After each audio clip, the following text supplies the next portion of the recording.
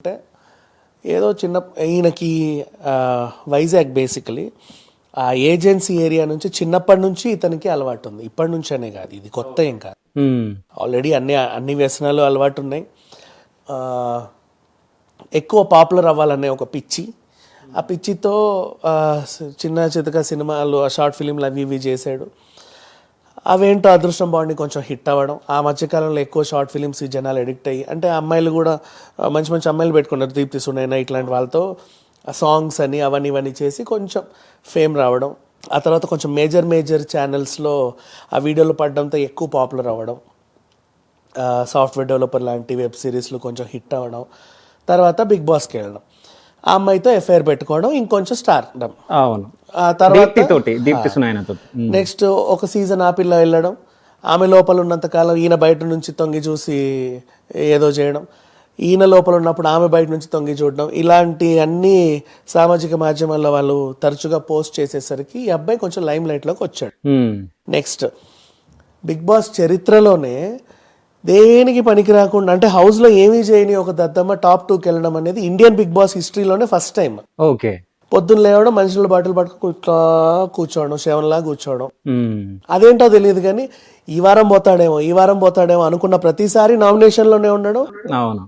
High saving, అంటే ఓట్లలో కనీసం 60% ఈయనకే పడడం, మిగతా 40 మీతో షేర్ చేసుకోవడం.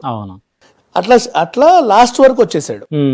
విన్నర్ కూడా అవుతాడులే అనుకున్నారు కానీ బిగ్ బాస్ మరీ అంత ఇవ్వలేదు కదా. సో జెన్యున్ గా ఇంకో పర్సన్కి ఇచ్చింది. సరే, తను అది జరిగింది యాక్చువల్లీ. అయితే మనం ఇక్కడ ఒక విషయం నేను మాట్లాడాలి. అంటే ఉన్న వాళ్ళకి ఒక న్యాయం, లేని వాళ్ళకి ఒక న్యాయం అనేది ఒకటి జరుగుతుంది. ఎందుకంటే రీసెంట్ గా షణ్ముఖ్ జశ్వంతే యాక్సిడెంట్ చేయడం జరిగింది, హిట్ అండ్ రన్. సో చేయడం జరిగింది. సో ఆ కేసు ఇప్పటి వరకు మళ్ళీ పత్తా లేదు. అంటే బయటకు వచ్చాడు బెయిల్ పైన, నడుస్తుంది కానీ దాన్ని ఎవరు కవర్ చేయట్లేదు. పత్తా లేదని ఏం లేదు, నడుస్తానే ఉంది.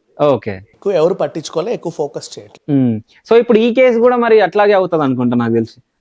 ఇది చాలా సీరియస్ కేసు. గంజాయి అనేది ఈ మధ్య కాలంలో చాలా సీరియస్ అవుతుంది. అండ్ నిన్నగాక మొన్నే మన సాయిధరం తేజ్ గంజాయి శంకర్ సినిమాలో అసలు ఈ గంజాయి గురించి మీరు ఇలా ప్రొజెక్ట్ చేయడం చాలా తప్పు, యూత్ చెడిపోతుందని పోలీసులు కేసులు పెట్టారు. అండ్ ఆ సీన్స్ అన్ని డిలీట్ చేయండి, టైటిల్ మార్చండి చాలా సీరియస్ గా చెప్పారు. అంతకుముందు ఒక నెల క్రితం మన కొత్తూరు దగ్గర, షాద్ నగర్ దగ్గర ఆ జెడ్పిహెచ్ఎస్ స్కూల్ ఆపోజిట్ లో ఉన్న కిరాణా షాపులలో చాక్లెట్లు, గంజాయి చాక్లెట్లు. ఆ పిల్లలు స్కూల్లో ఇష్టం ఉన్నట్టు నవ్వడం, లాస్ట్ బెంచ్కి వెళ్ళి టాయిలెట్లు పోయడం, ఎట్లా పడితే అట్లా టీచర్లను పట్టించుకోకపోవడం, ఎగరడం, దొనకడం చూసి అనుమానం వచ్చి వీళ్ళు ఏం కొంటున్నారు తరచుగా అని చూస్తే గంజాయి చాక్లెట్లు అని తేలింది. అది అంటే ఈ మధ్య కాలంలో ఈ కేసు. అంటే మన హైదరాబాద్ లో గానీ, అంటే మన హైదరాబాద్ చివరి ప్రాంతాలలో అంటే ఇంత ఈజీగా దొరికిపోతున్నాయా గంజాయి? అక్కడికే వద్దాం. ఎంత ఈజీగా దొరుకుతుందో కూడా చెప్తా. దానికి ముందు మన వరలక్ష్మి టిఫిన్ సెంటర్. సో ఇప్పుడు ఎంత ఈజీగా దొరుకుతుందంటే ఫోన్ ఓపెన్ చేసి మన రెగ్యులర్ గ్రోసరీ స్టోర్స్ ఉన్నాయా, స్విగ్గీ, జొమాటోకి సంబంధించిన బ్లింకిట్ అండ్ జెప్టో, వీటిలలో మనకి ఫ్రూట్స్, వెజిటేబుల్స్, డైలీ యాక్సెసరీ ఇవన్నీ ఉండేది. ఒక కాలం స్మోకింగ్ యాక్సెసరీస్ అని ఒక కాలం ఉంది. ఇప్పుడు ఓపెన్ చేయి ఉంటది. అది అందులో నొక్కితే ఫస్టే నీకు ఈ కోన్స్ అమ్ముతున్నారు డైరెక్ట్ గా ఆన్లైన్ లో. దానికి పర్మిషన్ ఎవరు ఇచ్చారు I don't no, but direct cones అమ్ముతున్నారు. ఆ కోన్స్, ఆ రా రోల్స్, ఆ స్ట్రిప్ లో ఏం వేసుకుంటావు? పాయసం పోసుకొని తాగుతావా, లేకపోతే ఇట్లా కూల్ డ్రింక్ పీలుస్తావా, థమ్స్ అప్ పీలుస్తావా? లేదే, వేసుకోవడానికి ఇంకా ఖచ్చితంగా గంజాయి తాగడానికి కదా అది తయారైంది. దెన్ మరి అది అంత ఈజీగా అమ్ముతున్నారు. ఎంత సింపుల్గా పట్టుకోవచ్చు అంటే ఇప్పుడు వీళ్ళు ఏదో ఆపరేషన్ చేయడానికి వెళ్తే ఈయన దొరికాడని చెప్పేసి పోలీసులు చాలా హ్యాపీ ఫీల్ అవుతున్నారు. చాలా సింపుల్గా పట్టుకోవచ్చు వీళ్ళు. ఈ చెప్తే వీళ్ళ దగ్గరికి వెళ్ళి, బాబు మీకు ఎక్కడెక్కడి నుంచి ఈ కోన్స్ ఆర్డర్ వస్తున్నాయో వాళ్ళ అడ్రస్లు మాకు చెప్పండి అని ఒక డేటా తీసుకుంటే ఎంతసేపు చెప్పు, అంతే కదా. ఇప్పుడు ఈ షణ్ముఖ్ కూడా ఫ్లాట్ లో ఉండే చాలా యథేచ్ఛగా కోన్లు ఎన్ని ఆర్డర్ చేసి ఉంటాడు, రైట్?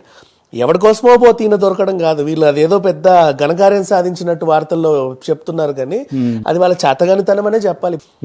షణ్ముఖ్ ని పట్టుకున్న పోలీసులు ఎవరైతే ఉన్నారో అది వాళ్ళ లక్కు, అంతే తప్ప చేతగానితనమే.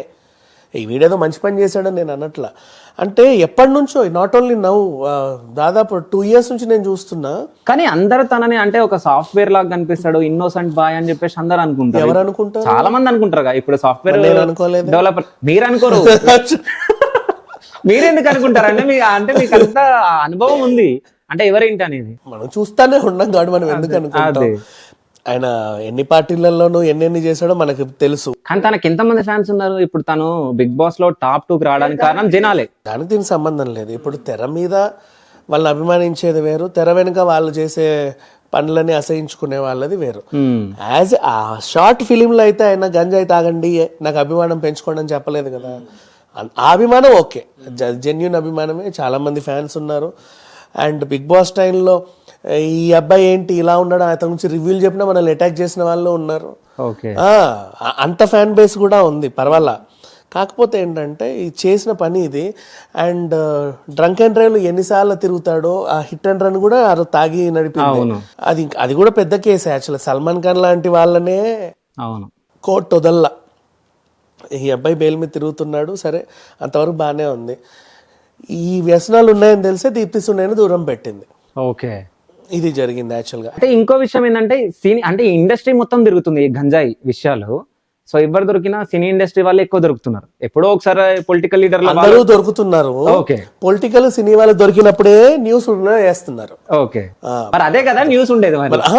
దొరికే వాళ్ళు బోల్డ్ అంత. ఇప్పుడు గంజాయి కేసులో పట్టుబట్ట ఓ సాఫ్ట్వేర్ ఎంప్లాయీ అని రాసేస్తారు. అసలు అది ఆ న్యూస్ చూసిన వాడు కూడా ఉండడు. అదే గంజాయి కేసులో పట్టుబట్ట పోనా విజ్ఞాన్ దాసరి అనేవి ఏదో ఒకటి నీ పేరేయి నా పేరేయి కనీసం 10 మంది అన్న చూడరా, అట్లా అంత మించి ఇంకేం లేదు, అట్లా ప్రొజెక్ట్ చేస్తారు. సో ఈ కేసులో మరి ఏం జరగబోతుంది ముందు ముందు? చాలా సీరియస్ కేసు, శిక్ష పడాలి 100%. పడొద్దని నేను అనట్లేదు, 100% పడి. ఎందుకంటే ఈ అబ్బాయికి అండ్ నెక్స్ట్ తను ఎక్కడి నుంచి తెచ్చుకుంటున్నాడు అనేది పక్కన పెడితే, ఇతను తన సెల్ఫ్గా తీసుకుంటున్నాడు, ఇంకా ఇతని ద్వారా ఇంకో 10 మందికి వెళ్తుందా? ఈజీ కదా. ఇప్పుడు వీళ్ళకు గ్రూప్ ఉంటుంది, ఎవరై స్టఫ్ ఉందా? లేదురా, ఇంకెక్కడ మనోడు అక్కడ ఉన్నాడు, మనోడు ఇక్కడ ఉన్నాడు. ఈ మనోళ్ళు ఎంతమంది ఉన్నారు, ఎక్కడెక్కడ ఉన్నాడో అందరూ వస్తారు కదా.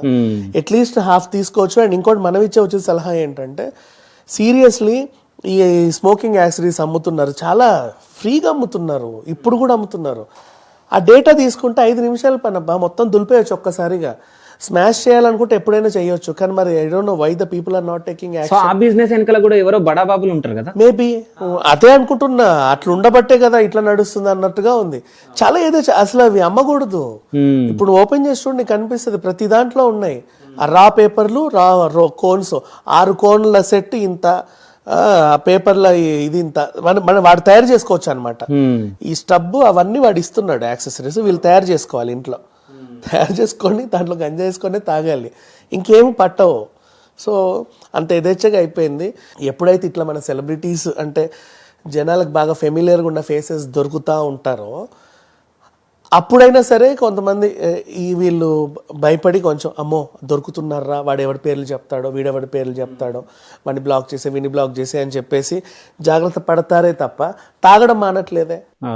ఇక్కడ దొరుకుతున్నారంటే అక్కడికి వెళ్ళి తాగుతాం. అయితే దీని మీద ఈజీగా బెయిల్ అయితే రాదు, 100% రాదు. ఇలా షణ్ముఖ్ అంటే జైల్లో ఉండాల్సి వస్తుందా? కంపల్సరీ ఉండాల్సి వస్తుంది. అంటే ఎన్ని రోజులు శిక్ష పడవచ్చు ఒకవేళ పడితే? లేదు, పడితే ఇది చాలా సీరియస్ కేసు. అయితే దీంట్లో కూడా వీళ్ళకి అంటే బాధితుడా నేరస్తుడా? నేరస్తుడు ఇన్ సెన్స్ అతను తెచ్చి ఇతను కూడా బిజినెస్ చేస్తున్నాడా, లేదా అయ్యో పాపం బాధితుడా అనేవాడికి కూడా కొంచెం కౌన్సిలింగ్ ఇచ్చి, శిక్ష ఖచ్చితంగా పెట్టి కౌన్సిలింగ్ ఇచ్చి కొద్ది గొప్ప జరిమానా ఏదో విధించి పంపిస్తారు. మీరు మాట్లాడిన దాంట్లో ఒకటి నాకు అర్థం కాలేదు. అంటే బిజినెస్ చేసే వాళ్ళకు వేరే శిక్ష ఉంటది, తీసుకునే వాళ్ళకి వేరే శిక్ష. ఆబ్వియస్లీ. ఓకే, నువ్వు బాధితుడు అనుకో, తెలుసో తెలియకో ఎడిక్ట్ అయ్యి ఉంటాడు, అయ్యో పాపం అంటాడు, నిన్ను మహా అయితే నీకు రీహాబ్ కూడా పంపిస్తారు. నువ్వు మంచోడివి, సత్పురుషుడివి, అసలు నీకు ఏ అలవాటు లేదు, ఇదే పాపం తెలుసో తెలియకైతే గంజా ఎందుకు తీసుకుంటారండి? అంటే వాళ్ళ లెక్కల్లో అలా ఉంటది. ఇప్పుడు నిన్ను గన్నుతో కలిసి నా మానసిక స్థితి బాగాలేదు అంటే కూడా నాకు బెయిల్ వస్తుంది. పెద్ద విషయం కాదు, అలా తెచ్చుకున్న మహామహులు ఉన్నారు. సో ఆ రకంగా రీహాబ్కి పంపించి ఇంకేమైనా చేస్తారు. నేరస్తుడు ఇన్ సెన్స్ ఇప్పుడు తను 10 మందికి అమ్ముతున్నాడు అనుకో, అమ్ముతూ దొరికాడంటే అంతే సంగతి. ఇంకా దాంట్లో అయితే నాకు తెలిసి ఇంకా బెయిల్స్ రావు. సో ఇప్పుడు ఏమైనా విషయాలు బయటకు వస్తున్నాయా? అంటే ఏం జరిగింది ఏంటి అనేది ఇంతే ఉందా, లేకుంటే ఇంకా ముందు ఏమైనా రాబోతున్నాయా? ఇక్కడ మౌనికకి న్యాయం జరగాల్సిన మౌనికకి న్యాయం జరగలేదు, కానీ జరిగిందో లేదో తెలియదు. కానీ అనుకోకుండా షణ్ముఖ్ ఆ టాపిక్ డైవర్ట్ అయిపోయింది. మౌనిక మాత్రం ఇప్పుడు హ్యాపీగానే ఉంటుంది నాకు తెలిసి ఈ టాపిక్ అంతా. అయితే know why she will be happy. అతను ఎవరో డ్రగ్స్ కేసులు దొరికితే ఈవిడికి ఎందుకు హ్యాపీ? అక్కడ డ్రగ్ కేసులో షణ్ముఖే లేడు, సంపత్ కూడా ఉన్నాడు కదా, ఇద్దరు ఉన్నారు కదా. సంపత్ దగ్గర దొరకలా, Okay. అతని దగ్గర దొరికింది. ఉమ్, ఇతని కేసు డిఫరెంట్. ఇన్ కేసు ఇతని కూడా టెస్టులు చేసి ఇతను కూడా తీసుకుంటున్నాడా లేదా దొరికితే మళ్ళీ వేరే విషయం, ఇంకోలాగా వెళ్తుంది. ప్రజెంట్ అయితే అతన్ని మాత్రమే డ్రగ్స్ కేసు, ఇతన్ని ఈ అమ్మాయి కేసుల్లో విచారిస్తుంది. సో మొత్తానికైతే షణ్ముఖ్ కి కఠినమైన శిక్ష అయితే పడుతుంది. పడాలని చెప్తున్నాను నేను కూడా, పడుతుంది అని కాదు. Okay. మై బికాజ్ ఇంకో 10 మంది తెలుస్తుంది కదా ఎట్లాంటి శిక్ష. ఇప్పుడు షణ్ముఖ్ దొరికాడు కాబట్టి అందరికి తెలిసింది. ఉమ్, సో తీసుకునే వాళ్ళకి కూడా తెలుస్తుంది, ఓకే ఇలా దొరికితే ఇలాంటి శిక్ష ఉంటది, ఓకే. అలా తెలియాలి. సో మొత్తానికైతే అంటే షణ్ముఖ్ జశ్వంత్ నిజంగా జైలుకి వెళ్తాడా, అసలు ఏం జరుగుతుందో మనం ముందు తెలుసుకుందాం. సో మరిన్ని విషయాలు మనం మళ్ళీ మరొచ్చే వీడియోలో మనం తెలుసుకుందాం. Thank you so much. Thank you. ఇప్పుడు ఆపరేషన్ లేకుండానే మోకాళ్లకు ప్లాస్మా ట్రీట్మెంట్, మీ ఆర్థోపెటిక్ సమస్యలన్నిటికీ రోబోటిక్ టెక్నాలజీ ద్వారా తక్కువ ఖర్చుతో శాశ్వత పరిష్కారం, ఫ్రీ కన్సల్టేషన్, ప్రతి ట్రీట్మెంట్ పై 20% డిస్కౌంట్. ఈ ఆఫర్ కొద్ది రోజులు మాత్రమే, త్వరపడండి. V9 hospitals 9281465842.